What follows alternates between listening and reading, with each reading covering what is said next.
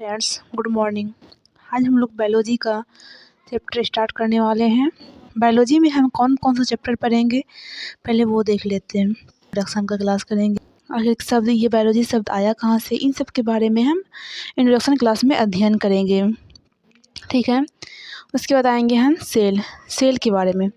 Cell के बाद हम आएंगे टिश्यू के बाद classification of animals, biotechnology, plant kingdom, evolution, genetics, digestive systems, cell division, respiratory system, circulatory system, इसका जो है हम पढ़ेंगे। ठीक है। उसके बाद हम आएंगे आपका excretory system, skeletal system, nervous system, reproductive system, glands, disease, vitamins, ecology, environment and pollution, और लास्ट पढ़ेंगे मिसलेनियस का क्लास। तो हम ये 22 चैप्टर्स जो होता है हम बायोलॉजी के अंतर्गत पढ़ने वाले हैं। तो हम देखेंगे कि बायोलॉजी का जो क्लास है हमारा, सबसे पहले कौन सा क्लास करेंगे। सबसे पहले जो होता है हम बायोलॉजी का इंट्रोडक्शन का क्लास करेंगे। बायोलॉजी का जो होता है इंट्रोडक्शन का क्लास सबसे पहले हम करने जा रहे हैं। तो हम स्टार्ट करते हैं इंट्रोडक्शन का क्लास। जी फ्रेंड्स, हम लोग इंट्रोडक्शन का क्लास स्टार्ट करते हैं। इंट्रोडक्शन।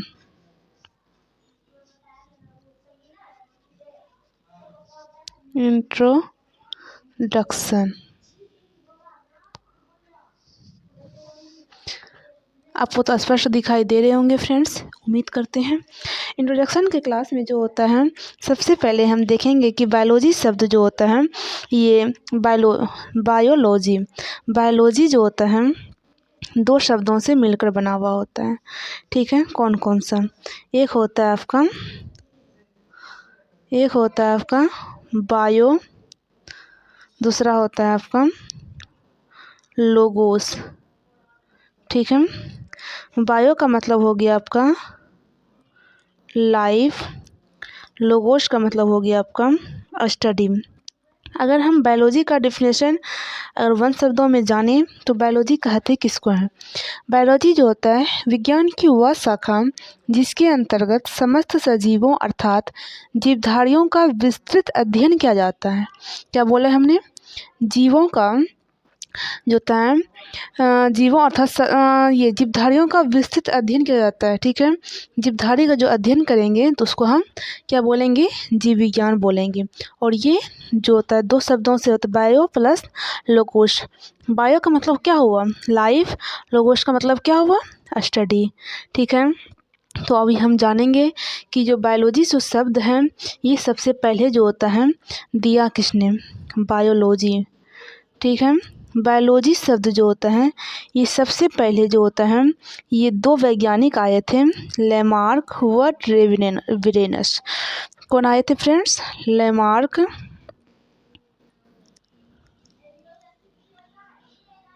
व ट्रेविनस। ठीक है।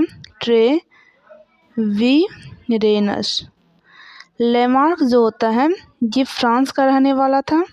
कहाँ का रहने वाला था? फ्रांस का रहने वाला था। और जो ये ट्रेविनस है ये जर्मनी का रहने वाला था। कहाँ का रहने वाला था? जर्मनी का रहने वाला था। तो हम देखेंगे कि बायोलॉजी सबसे पहले जो होता है लेमार्क व ट्रेविनस नामक वैज्ञानिक ने दिया था। ये कब दिया था यह भी हम जानेंगे। 1801 ईस्वी में दिया था। किसने दिया था? लेमार्क व ट्रेविनस नामक वैज्ञानिक ने दिया था। लेमार्क जो होता है फ्रांस का रहने वाला था और ट्रेविनस जो होता है ये जर्मनी का रहने वाला था। कहाँ का रहने वाला था? ये जर्मनी का रहने वाला था। तो इतना तो हम जान गए हैं। आगे देखेंगे कि आखिर हम बायोलॉजी का जो पिता है कहते किसको हैं? बायोलॉजी का पिता जो होता है किसको कहेंगे? अरस्तु को। बायोलॉजी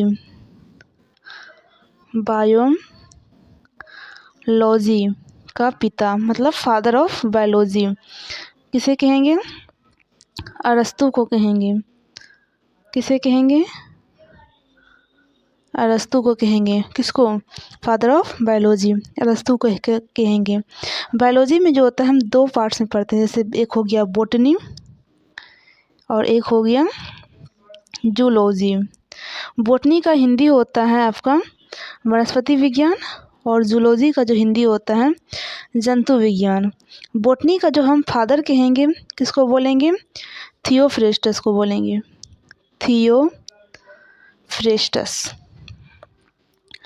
थियोफ्रेस्टस को कहेंगे। और फिर ये बायोलॉजी में दो पार्ट था, एक बॉटनी एक जूलॉजी। तो बॉटनी का फादर हम बोलें थियोफ्रेस्टस को, जूलॉजी का जो फादर है हम बोलेंगे इसको बोलेंगे अरस्तु को, और फादर ऑफ बायोलॉजी भी किसको बोले हम? अरस्तु को बोले।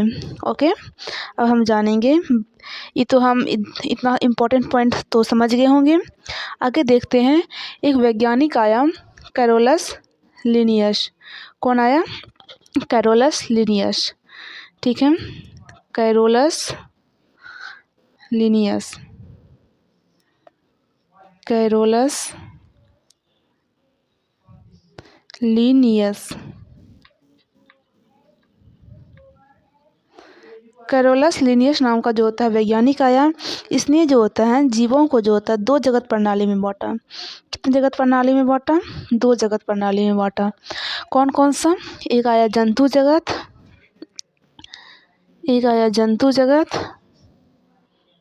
एक आया पादप जगत।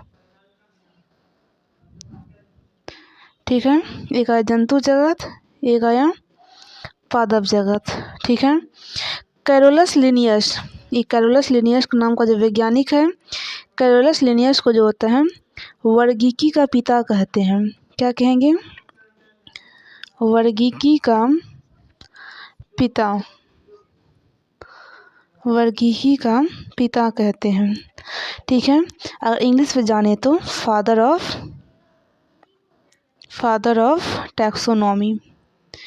फादर ऑफ टैक्सोनॉमी बार बार पूछा जाता है कि फादर ऑफ टैक्सोनॉमी कहते किसको हैं? तो हम जानेंगे फादर ऑफ टैक्सोनॉमी लिनियस को कहा जाता है। इसने जो होता है जीवों के द्विनाम पद्धति, जीवों का जो होता है द्विनाम पद्धति, मतलब द्विनाम करने मतलब दो नाम, जीवों के द्विनाम पद्धति किसने दिए थे? ये आप बोल सकते हैं वेरी वेरी इंपॉर्टेंट। जीवों के द्विनाम पद्धति किसने दिए थे? लिनियस ने दिए थे। कब दिए थे? 1753 ईस्वी में दिए थे। किसने दिए थे? लिनियस ने 1753 ईस्वी में जीवों के द्विनाम पद्धति दिए थे। ठीक है, तो आगे हम देखेंगे कि इसने और लिनियस ने क्या बोला। और लिनियस ने बोला कि प्रत्येक जीवधारी का नाम लैटिन भाषा के दो शब्दों से मिलकर बना हुआ है। पहला शब्द है आपका वंश, क्या है? वंश। और दूसरा है आपका जाति। ठीक है, किसने कहा ये? इसने लिनियस ने कहा कि इसके अनुसार जो होता है प्रत्येक जीवधारी का नाम लैटिन भाषा के दो शब्दों से मिलकर बना हुआ है। पहला वंश, दूसरा जाति। तो हम समझते हैं कि वंश और जाति जो होता है तो क्या होता है। जैसे फ्रेंड्स की मानव जाति, जैसे मानव का वैज्ञानिक नाम क्या होता है? अगर आप लोगों को आ रहा होगा तो कमेंट्स में ज़रूर कीजिएगा। मानव का वैज्ञानिक नाम जो होता है ये क्या होता है? मानव का वैज्ञानिक नाम होमो सेपियंस होता है। वैज्ञानिक नाम क्या होता है? होमो सेपियंस। ठीक है, हम नेक्स्ट वीडियो में सारे का वैज्ञानिक नाम आप लेके आएंगे। ठीक है, होमो सेपियंस होता है, सेपियंस। होमो जो होता है यहाँ पे आपका वंश हो गया। ठीक है, सेपियंस जो होता है आपका जाति हो गया।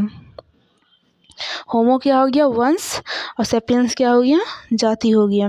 ठीक है, ये कैरोलस लिनियस के बारे में तो आप समझ गए होंगे। लिनियस के बाद जो होता है एक वैज्ञानिक आता है व्हिटकर। क्या आता है? व्हिटकर।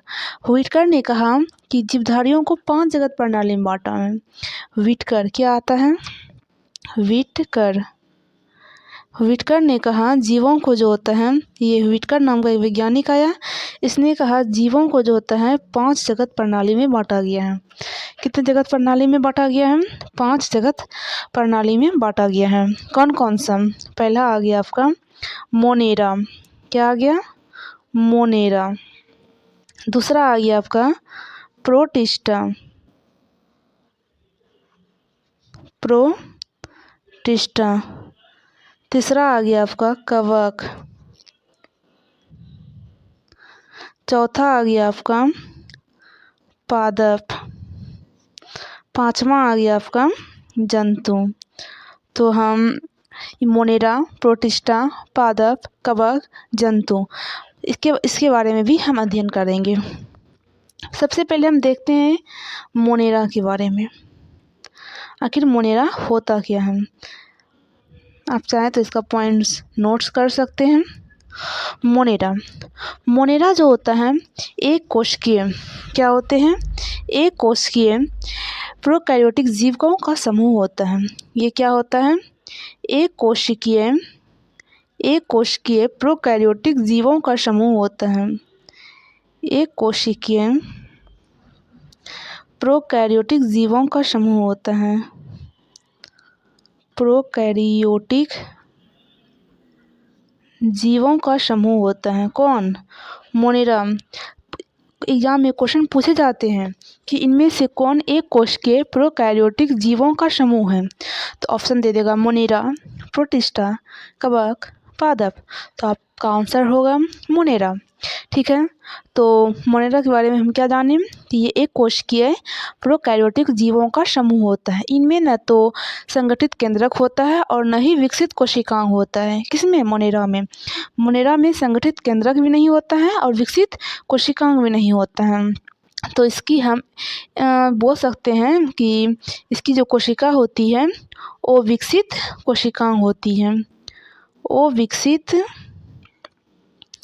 कोशिकांग होती हैं। ठीक है, किसकी कोशिका विकसित नहीं होती है? मोनेरा की कोशिका विकसित नहीं होती है और इसमें संगठित केंद्रक भी नहीं होता है। ठीक है, इसमें केंद्रक झिल्ली का अभाव होता है। मोनेरा में केंद्रक झिल्ली का अभाव होता है। मोनेरा में जो होता है केंद्रक झिल्ली का अभाव होता है। ठीक, मोनेरा में किसका अभाव होता है? केंद्रक झिल्ली का अभाव होता है। और जो होता है कुछ में कोशिका भित्ति पाई जाती है और कुछ में नहीं पाई जाती है। मोनेरा के बारे में हम क्या क्या जानें? ये एक कोशिकीय प्रोकैरियोटिक जीवों का समूह है। ठीक है, और इसकी कोशिका जो होता है विकसित नहीं होती है, इसीलिए इसे हम क्या बोलते हैं? अविकसित कोशिकांग कहते हैं। और इसमें जो होता है केंद्रक झिल्ली का अभाव होता है। क्या होता है? केंद्रक झिल्ली का अभाव होता है और कुछ में कोशिका भित्ति पाई जाती है और कुछ में नहीं पाई जाती है। ये मोनेरा के अंतर्गत आता है। ठीक है, ऐसे पोषण के स्तर के आधार पे जो हम जाने तो इसके स्तर में स्वपोषी रसायन संश्लेषी होता है और इसे विषमपोषी परजीवी, ठीक है, ये दोनों बैक्टीरिया जो होता है मोनेरा के अंतर्गत आते हैं। और इसके अंतर्गत माइकोप्लाज्मा भी आता है। क्या आता है? माइकोप्लाज्मा। तो माइकोप्लाज्मा किसके उदाहरण है? मोनेरा के उदाहरण है। माइकोप्लाज्मा किसके उदाहरण है? मोनेरा के उदाहरण है। ठीक है, तो अब हम आगे जानेंगे कि मोनेरा के बाद क्या आया? प्रोटिस्टा के बारे में हम जानेंगे। प्रोटिस्टा आखिर होता क्या है? प्रोटिस्टा, ठीक है, प्रोटिस्टा आखिर होता क्या है? मोनेरा के बारे में तो हम समझ गए कि मोनेरा जो होता है एक कोशिकीय प्रोकैरियोटिक जीवों का समूह होता है और ये इसकी कोशिका अविकसित होती है और इसमें केंद्रक झिल्ली का अभाव होता है। और कुछ कोशिका में जो होता है केंद्रक भित्ति पाई जाती है, कोशिका भित्ति पाई जाती है और कुछ में नहीं पाई जाती है। मोनेरा के बाद हम प्रोटिस्टा आते हैं। प्रोटिस्टा जो होता है एक कोशिकीय यूकैरियोटिक जीव होता है। प्रोटिस्टा क्या होता है? एक कोशिकीय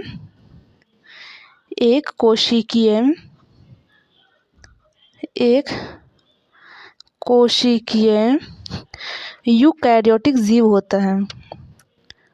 यूकैरियोटिक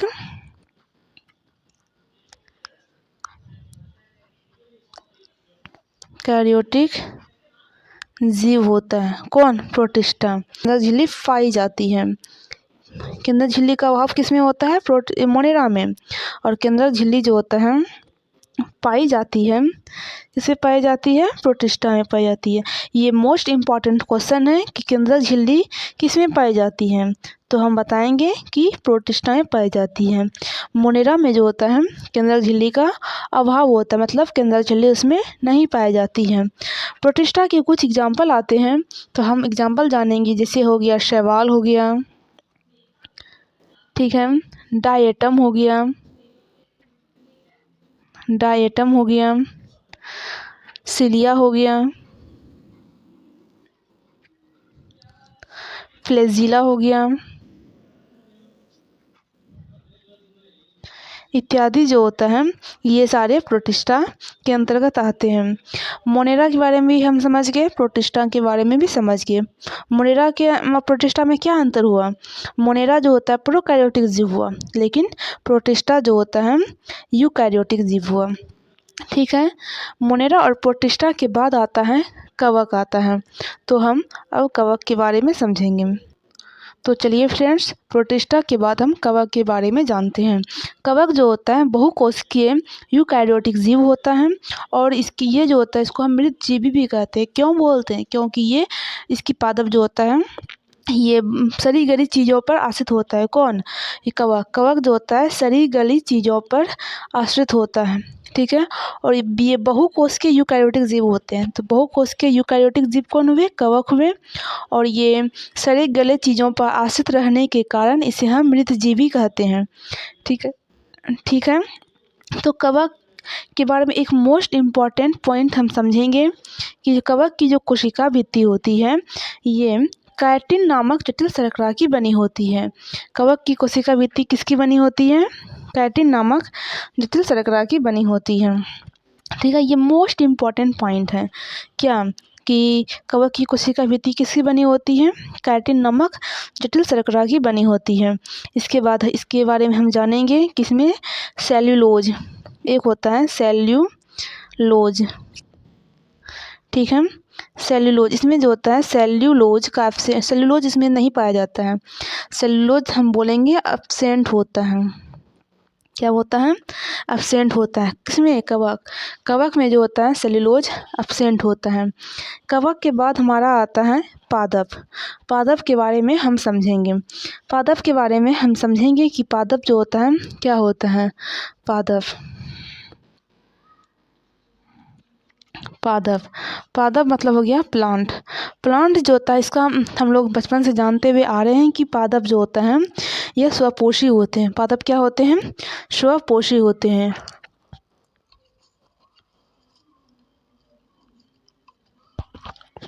स्वपोषी होते हैं,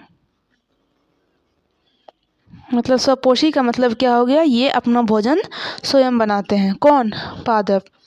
पादप जो होता है अपना भोजन स्वयं बनाते हैं। तो पादप के बारे में हम कुछ समझ लेंगे कि पादप जो होता है सेल्यूलोज से बने कोशिका भित्ति वाले बहुकोशिकीय यूकैरियोटिक जीवों का समूह होता है। कौन? पादप। कोशिका भित्ति वाले बहुकोशिकीय यूकैरियोटिक जीवों का समूह है। और ये पादप जो होता है स्वपोषी होते हैं और प्रकाश संश्लेषण प्रक्रिया द्वारा स्वयं अपना भोजन बनाते हैं। कौन? पादप। पादप जो होता है प्रकाश संश्लेषण प्रक्रिया द्वारा स्वयं अपना भोजन बनाते हैं, ठीक है। पादप का शरीर जो होता है उत्तक एवं अंग से बना हुआ होता है। किससे बना हुआ होता है? उत्तक एवं अंग से बना हुआ होता है। एक पॉइंट आपके सामने आया कि पादप का जो शरीर बना हुआ होता है किसका बना हुआ होता है? उत्तक एवं अंग का बना हुआ होता है। ये हम अपने माइंड में रखेंगे। पादप के बाद आता है हमारा जंतु।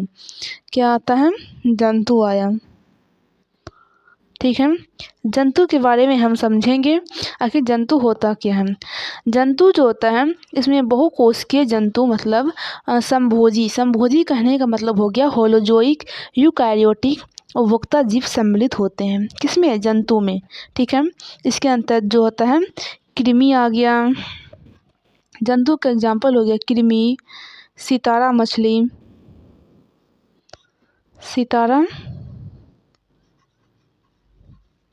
सितारा मछली, ठीक है।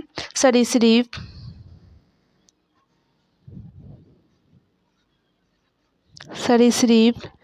पक्षी, जैसे मानव भी जो होता है, जितने भी स्तनधारी जीव आदि जो होता है, ये इस जंतु जगत में आते हैं। ठीक है।